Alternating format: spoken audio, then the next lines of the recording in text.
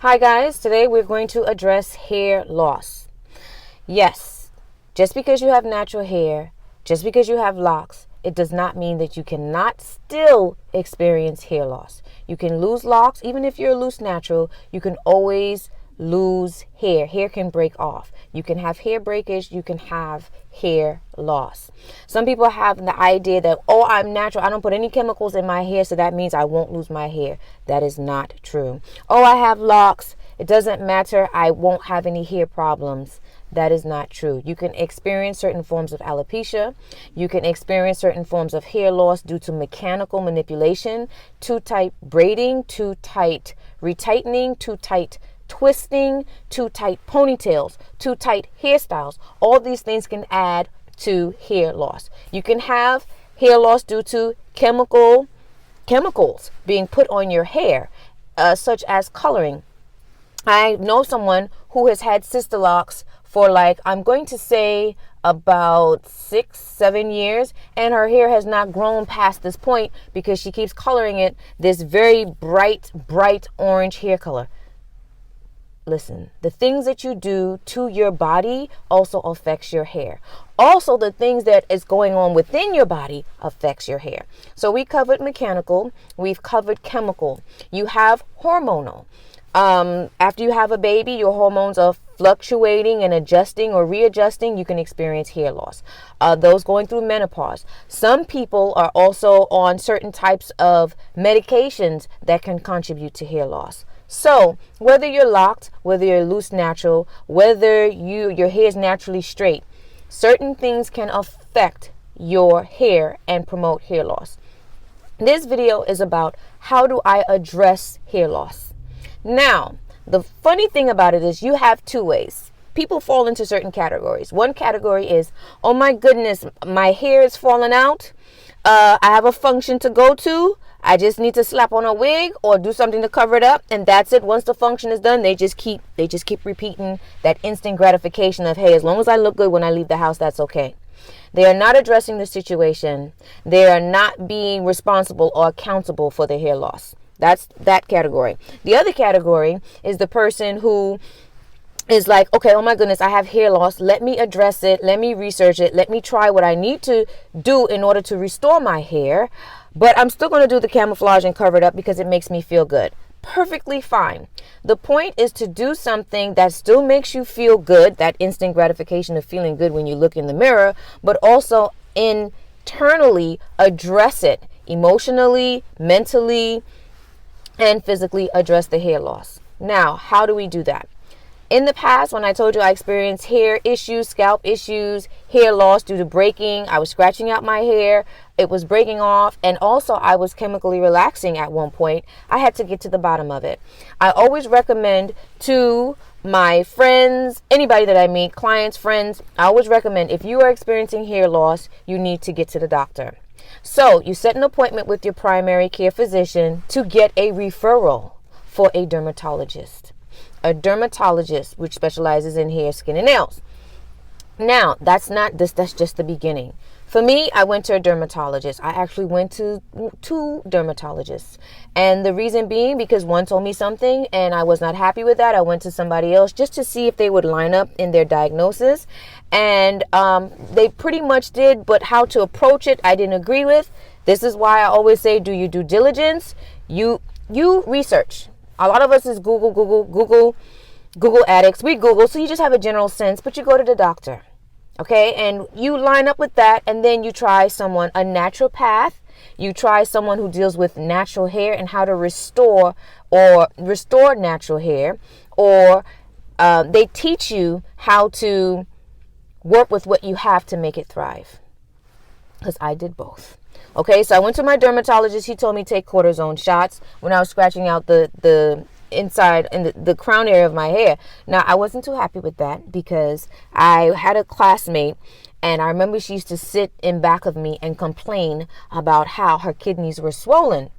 And she would just say, oh my gosh, my kidneys are swollen. And I used to just sit there, I was sitting in front of her. I'm like, how do you know your kidneys swollen? And she said, oh, my kidneys are swollen. So one day I turned around and I said to her, how do you know your kidneys are swollen? And she said, well, for medical reasons, she was taking cortisone shots And the side effect of it was that her kidneys would swell. And when they would swell, I was about to say swell, that they put pressure on her back.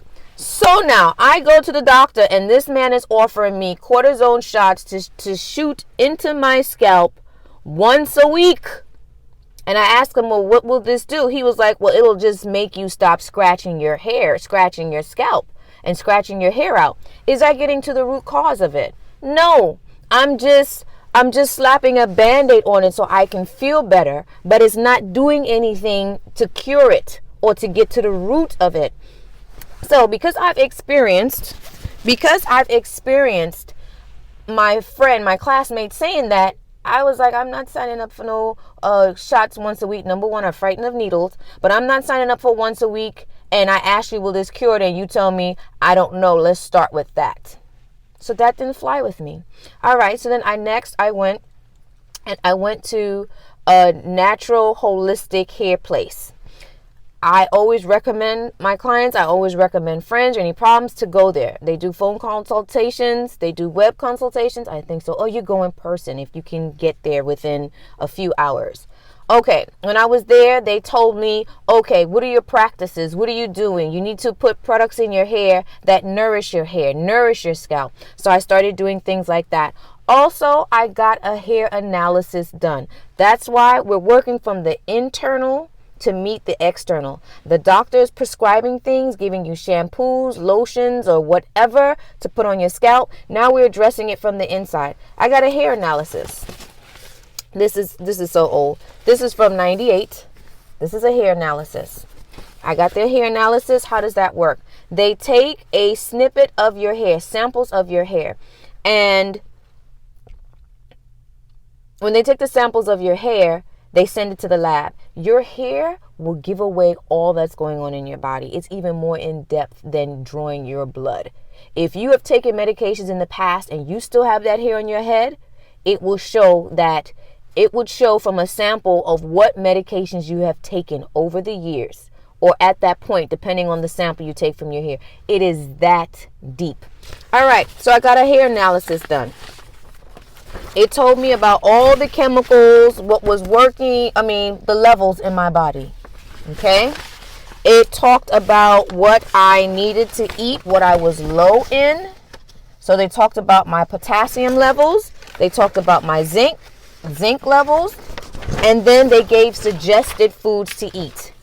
Now, some of these suggested foods may be on a list that if you are not a meat eater and they're suggesting lean beef, you just don't start eating beef because they say that. You find the equivalent, because mind you have to be eating things that resonate with your being and also gives you the nutritional value and nourishment you need. I got off of antiperspirants because I got a hair analysis. Okay, so it's really deep. When you're having hair loss, the goal is to get to the root of the problem, to work from the inside to meet the outside and from the outside to meet the inside. Now, for those of you who are locked wearers and you have locks, save your locks because it can be used for lock restoration. Just saying, just don't throw them out. I'll discuss that at another video at another time. But your options are to either ignore it, slap a Band-Aid on it and just look good, or to still look good, address it from the inside out and from the outside in. Now, did any of this stuff, was it covered by my insurance, the hair analysis, and going to a holistic hair care practitioner? No. I cannot wait for no insurance to approve that because they're not for now. So it's within your hands. You are worth addressing your beauty, your aesthetic beauty. You are responsible for investing in how you feel when you look in the mirror. Is it worth it? It is worth it because it is a feeling and an energy that you carry with yourself throughout the day that also affects your decisions and choices in life. Trust your beauty and own it. Peace.